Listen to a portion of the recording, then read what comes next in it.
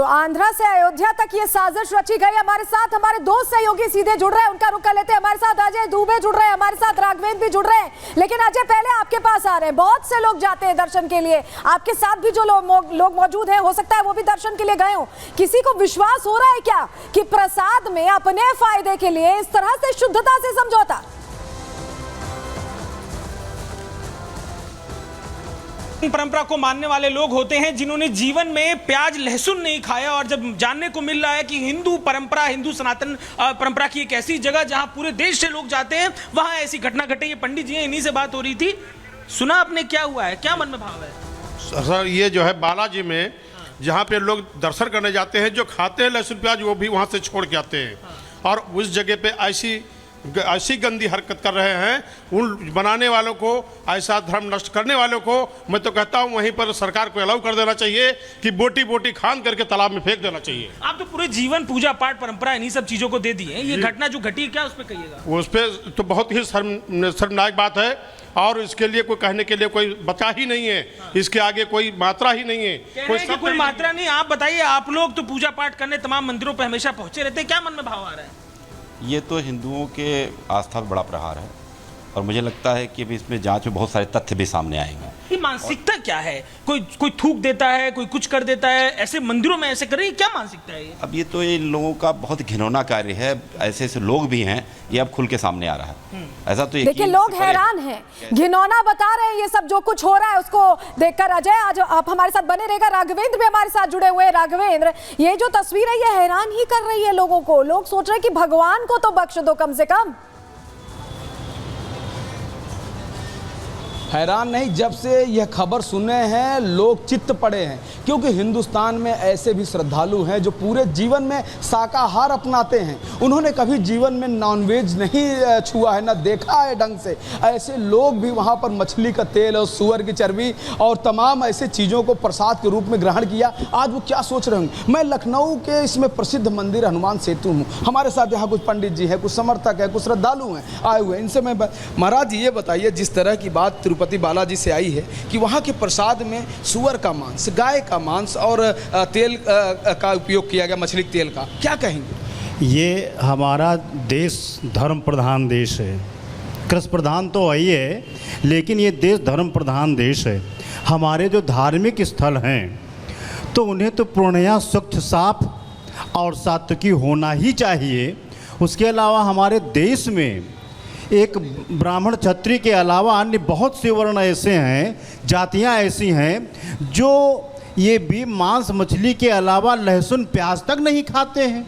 और ऐसे जो है भक्त जो हमेशा सात्विकी रहे हैं, आजीवन रहते हैं, और वो भक्त अपनी भक्ति से ऐसे दिव्य दरबारों को प्रभु के जाते हैं, और वहाँ पर ये सब खिला करके उनको धर्म भ्रष्ट करने का अधिकार कैसे? देखिए, किसी को कोई अधिकार नहीं है सनातन धर्म के जो अनुयायी। बिल्कुल राघवेंद्र, आप जैसा बता रहे हैं, जो सात्विक भोजन करते हैं उनके लिए तो हैरान करने वाली बात है, क्योंकि आस्था पर तो चोट की ही गई। विश्वास हिला दिया है कि मंदिर में भी प्रसाद अब ग्रहण करें या ना करें। बहुत शुक्रिया अजय आपका भी, और राघवेंद्र आपका भी जुड़ने के लिए और जानकारियां देने के लिए। चलिए आपको बता देते हैं कि नायडू ने जगन पर कई आरोप लगाए, और इसको लेकर अभी क्या स्थिति है इस पर भी उन्होंने जानकारी दी है। आंध्र प्रदेश के सीएम चंद्रबाबू नायडू ने आरोप लगाया था कि प्रसाद पर आंध्रा के पूर्व सीएम जगन मोहन रेड्डी को घेर कर उन्होंने कहा था कि तिरुपति के प्रसाद में घी की जगह जानवरों की चर्बी मिलाई गई। जगन सरकार में जानवरों की चर्बी का इस्तेमाल किया जाता था। मंदिर के प्रसाद में घटिया क्वालिटी का सामान इस्तेमाल होता था। मुख्यमंत्री चंद्रबाबू नायडू ने जोर देकर एक बयान और भी दिया। अब तिरुपति के प्रसाद में शुद्ध घी का इस्तेमाल होता है। उन्होंने ये सुनिश्चित किया। उन्होंने कहा कि अब मंदिर में हर चीज सैनिटाइज, गुणवत्ता में सुधार हुआ है, यानी शुद्धिकरण भी किया गया है, तैयारी भी की गई है। और पूर्व पुजारी जो है तिरुपति के, उनसे भी हमने बात करने की कोशिश की, क्योंकि साक्ष्य तो हम बता रहे हैं, लेकिन अभी जो जीवित साक्ष्य है, कागजी बातें तो आपके सामने रखी हमने कि जो रिपोर्ट में सामने आ रहा है, लेकिन जो पूर्व पुजारी जिन्होंने पहले शिकायत की उनकी सुनी नहीं गई। उन्होंने आवाज उठाई, उनकी आवाज को दबा दिया गया। सुनिए जरा उनका क्या कहना। This has been observed by me since several years before, and I brought it to the concern of the concerned officers and the chairman of the trust board. but they didn't care about this. It is a lonely fight for me. But now the new government took over and promised to clear all the debris.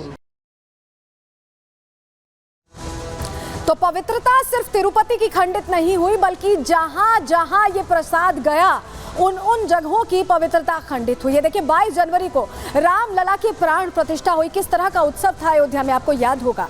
लेकिन तिरुमला तिरुपति देवस्थानम ने भी उस वक्त लड्डू भेजे थे। जी हाँ, भक्तों में बांटने के लिए 1 लाख लड्डू तब भेजे गए थे। टीटीडी के तब के अधिकारी एवी धर्मा रेड्डी, जिनकी हमने आपको जानकारी दी थी कि वो उस दौरान संभाल रहे थे, उन्होंने ये लड्डू भिजवाए।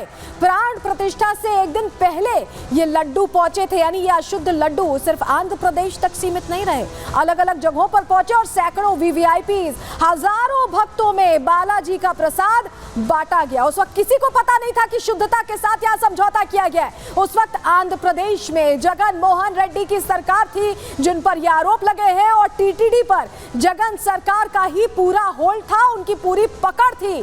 देखिए किस तरह से ये लड्डू आंध्र प्रदेश से अयोध्या पहुंच गए, रामलला जहां विराजमान हुए वहां पर ये लड्डू पहुंचाए गए, और सोचिए वहां की शुद्धता को भी खंडित कर दिया गया। आचार्य वहां के जो है सत्येंद्र दास, उनका भी इस पर रिएक्शन आया, वो भी नाराजगी जाहिर कर रहे, कह रहे कि सब जगह की जांच कराई जाए जहां जहां ये लड्डू गए। खोज हुआ है तो इसकी पुष्टि हो गई है, तो ऐसी स्थिति में ये हमारे मैं समझता हूँ अंतर्राष्ट्रीय षड्यंत्र है। हमारे जो सनातन धर्म है इस पर कुठाराघात है, और इसकी बड़ी गंभीरता से सरकार को लेना चाहिए, और उसके बाद इसको जांच कराने के लिए दोषी जो है उसको दंड दिया जाए।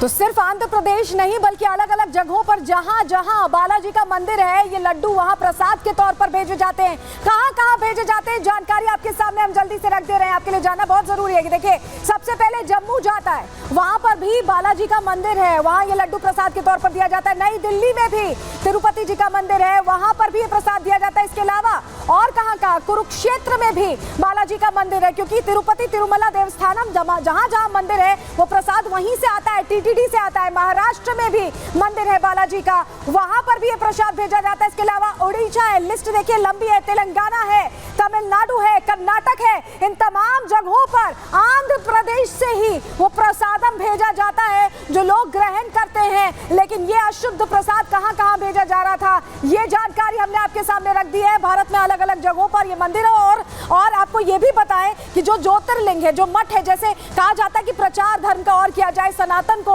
अलग अलग जगह पहुंचाया जाए, उसी मंशा के साथ ये प्रसाद भेजा जाता था। लेकिन इसमें जो ठेकेदार है बीच में, उन्होंने घपला किया, घोटाला किया और लोगों की आस्था के साथ खिलवाड़ किया, जिसके बाद ये जो धर्म का प्रचार है ये इस तरह से अधर्म में तब्दील हो गया, हम आपको बता रहे हैं। लेकिन देखिए हिंदू धर्म में प्रसाद को परमेश्वर माना जाता है, उसका दर्जा दिया गया है। प्रसाद का मतलब होता है कि परमात्मा के साक्षात दर्शन। लेकिन ये हैरान करने वाली बात है कि इस मामले में तो प्रसाद में ही मिलावट हो रही थी, और लोगों के साथ इतना बड़ा विश्वासघात हो रहा था कि बहुत सारे लोग तो इस पर यकीन भी नहीं करेंगे। लेकिन जिस तरह से प्रसाद की लैब टेस्ट रिपोर्ट आई है, वो इशारा प्रसाद में जानवरों की चर्बी की तरफ ही कर रही है। 2 बार क्रॉस चेक हुआ है। ये सुनते हैं इस पर श्रद्धालुओं का क्या कहना है।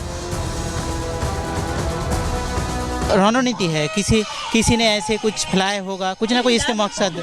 रिपोर्ट आए हैं कि भाई चर्बी मिला हुआ है, तो वो हाँ बिल्कुल बहुत ख़राब है हिंदू धर्म के लिए। हिंदू धर्म हमेशा से मांसाहारी नहीं रहा है, और भगवान को चढ़ाना वाला लड्डू है, तो ये बहुत गलत बात है। हिंदुओं के साथ एक खिलवाड़ किसी सोची समझी रणनीति का हिसाब हो सकता है। कूटनीतिक कोई गैर हिंदू लोग हैं, चाहे मुस्लिम हो, ईसाई हो, कोई भी हो, या अपने हिंदू में भी ऐसी शरारती कोई तत्व हो, उनका भी हो सकता है। लेकिन इसका खुलासा भी हो जाएगा, दूध का दूध पानी में हो जाएगा। जो मिलाते हैं, जो करते हैं काम, उनके लिए गलत है।